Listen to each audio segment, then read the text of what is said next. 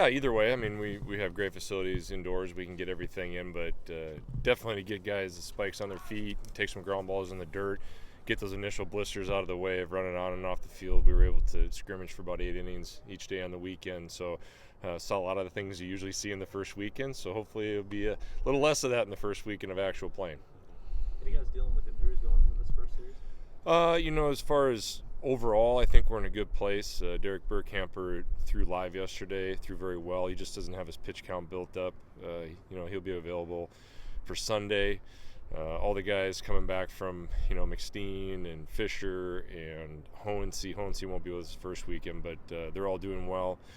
Zach Engelken still, we won't have him until probably the beginning of April. Schreiber seems to be doing okay. We're just going to have to monitor his workload. Other than that, I think we should be all right. Will Borkamper be available for that reliever role or maybe a starting role on Sunday? Like I said, his pitch count isn't built up enough to start. So maybe an inning or two at the most. But again, we'll see where it's at. But we're encouraged by how he threw yesterday, and just keep building him up. Do you have an idea of what the starting rotation is going to look like? Matt Waldron will go the first game. Paul Tillotson game 2. Ben Miller will pitch in DH the third game. That'll be kind of a staff game, and Jake Myers will be the Sunday starter. What did you see from Tillotson fall to put him in there as a true freshman on the first weekend? Physical, handled the pace of college practice pretty well. Most importantly, the stuff held. It wasn't like it was a one inning and it fell off in the fourth and fifth innings of his outings. The stuff was still there. That's a sign of good physical strength. And he's a freshman, but he likes to compete, and he's earned it. What's physical? When you say physical for a pitcher, what do you? Well, a lot of times you get a 6'3", 170-pound frame you can dream on that needs to put on some weight that maybe doesn't have the strength that can maintain their velocity. Paul's a very physical, he's a strong, well put together, developed kid, and that allows him to maintain his stuff. And that's something, you get a young guy where he's super excited first inning, he's 90 and 94, and then the next inning he's 84. And Paul was able to hold his stuff, and as a starter, you got to be able to mix your pitches. You got to have more than maybe just 2 pitches, and you got to be able to maintain it. It's not easy to go through a lineup twice, let alone 3 or 4 times in college baseball. So he's a guy that is very valuable because he can start, he could close, he could be that long guy out of the pen. Where it ends up, eventually we'll see. But for the first weekend when we're a little bit short, he's the next guy up. Do you see some of that from Curry too?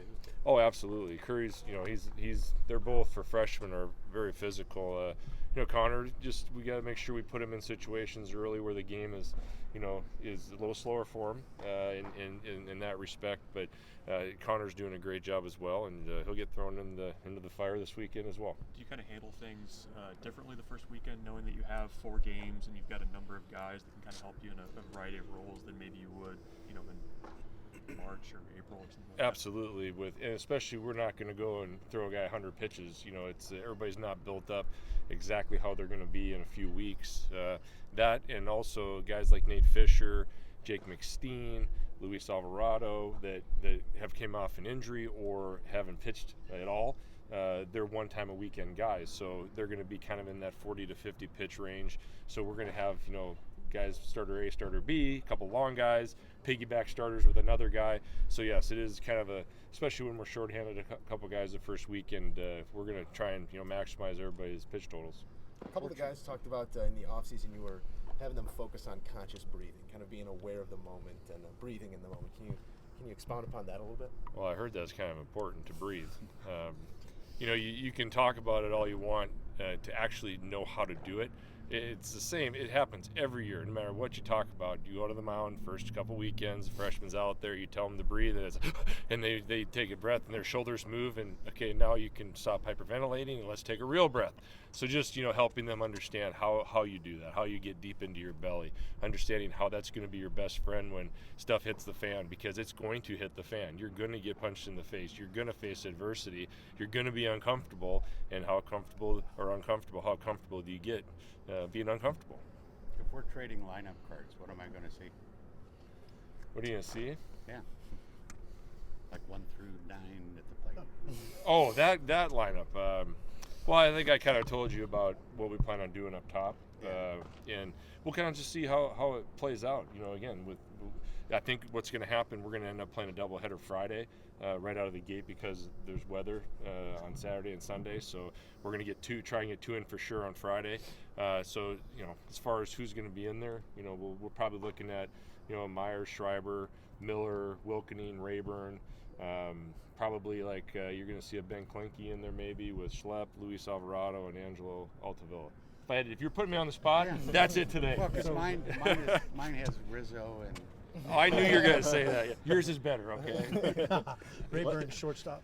Yeah, he'll be there. He'll get some time at third as well. Cronenbold will also get some time at short. And Angelo Altavilla can play short as well. We'll let them decide it on the field, see how it plays out. What kind of hitter is Rayburn? Oh, he's a contact guy, good, gap-to-gap type of power. He might run into a couple, but can run the bases really well. Really understands what he does well at the plate as far as his strengths are. And he's done a nice job with his barrel contact, his consistency of that, and just like I said, he's an experienced college hitter that understands his swing, understands what he's capable of doing, and is excited to play since he's kind of been injured and not really had a chance to start on a consistent basis. So, he's just been a very nice, pleasant piece of the puzzle. How's he kind of fit in? Because you don't usually see a graduate transfer in college baseball, not very often at least. It's interesting because you're looking for that veteran leadership, and he brings that, but he hasn't been here with these guys. So just seeing how he blends with the guys, and it looked to me from my point of view, he blended in seamlessly. He's just a tremendous kid. He works very hard. He's living in the batting cage. We put in that extra work, and all of a sudden he just kind of just gels with those guys that are doing the same thing. And he's not a loud guy by any means. Just kind of goes about his business and plays hard. And it's so far it's been great. Did you convey to the guys what this place was like when you were hosting regionals and super regionals? Do you ever have that discussion with anybody? We've talked about the path of least resistance to get to Omaha, and obviously that comes through here. They've had great success doing that in the times that they have played in Omaha. We talk a little bit about it. I don't know how much it really translates and how much they understand, and so they understand the tradition here that happened, not too long ago. It's not a super long tradition, but it's definitely something that has set the expectation high, which we love, and they understand that, and they know how important baseball is to this community, and how important it is to get us back on the map. And I think they've really, they do understand that, but we don't talk a ton about it. What's your level of familiarity with what it was like here,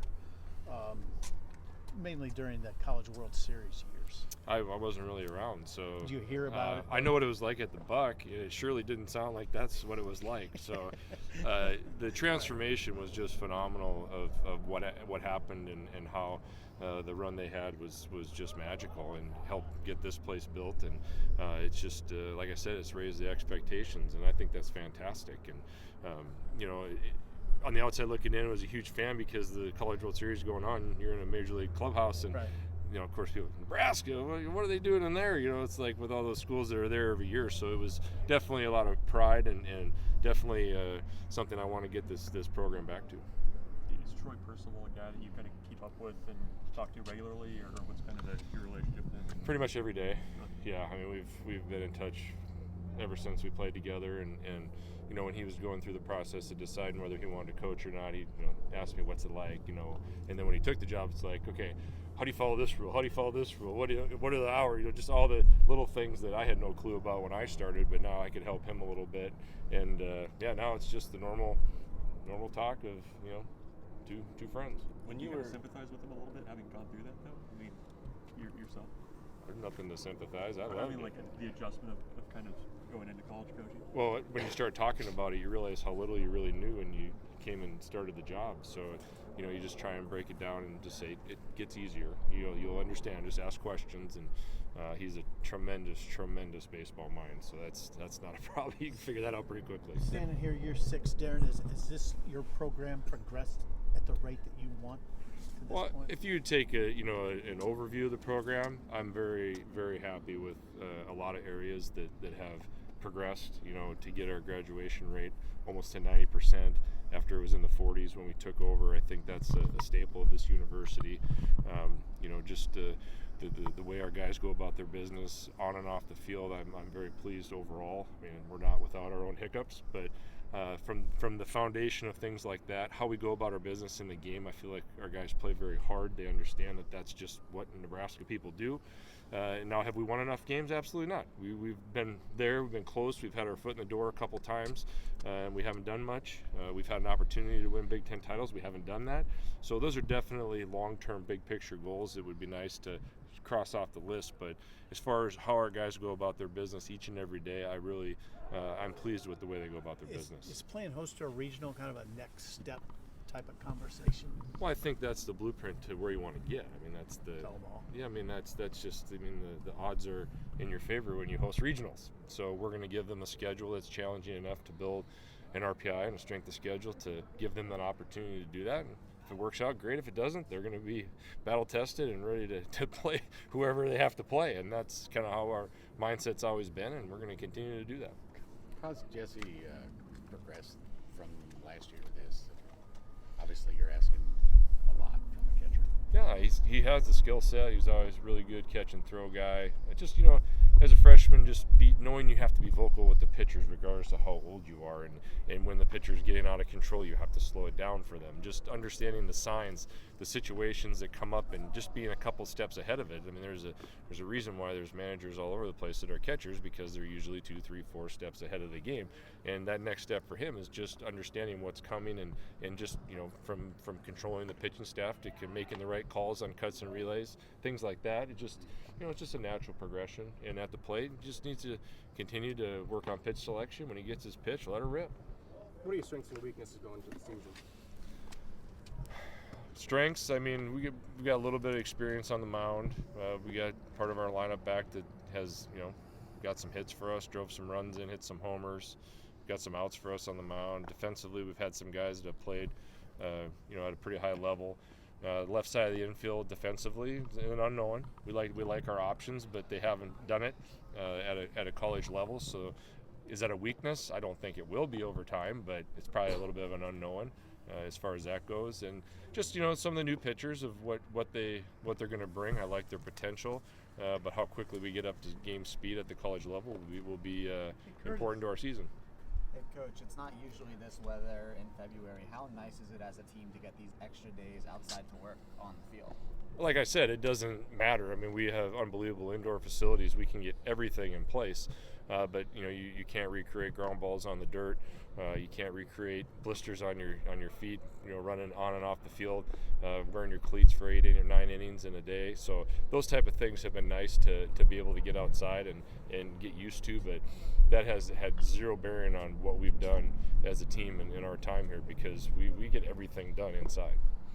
How soon did you know last year that Linsman would be a closer type guy?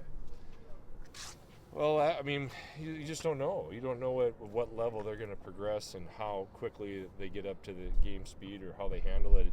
And we threw him out there. He was last spring inside. He's going 90 93, and we're like, holy cow. He gets out of College of Charleston, and he's going 84 to 86. We're like, what's going on here? And the nerves are real. I mean, that's part of the deal. And then he calmed down and got it going. But once you see his demeanor on the mound, you see his presence and his ability to command his fastball, and he just kind of relished in those situations. Wilkington said he went through the same thing. First time he got up to bat, he took 3 strikes. He was hyperventilating about as hard as you could without passing out. So it's as much as you talk about it, you really have to just throw him in there. And the more you play, the more confidence you get of being in those situations. And we'll get some new guys in there, and I'm sure we'll have some situations that'll be interesting. But I know one thing: the boys are going to play hard. How was your hockey season?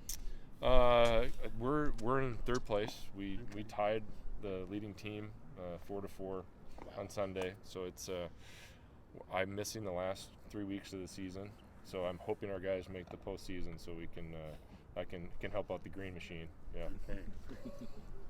Do they have a replacement for you? They do. They brought in a young whippersnapper guy that he's a little out of shape, but he's got a little skill set. But Your Wallington. I don't know. Hopefully, maybe I'll get dropped down to the Melrose division or something. I don't know. We'll have to see.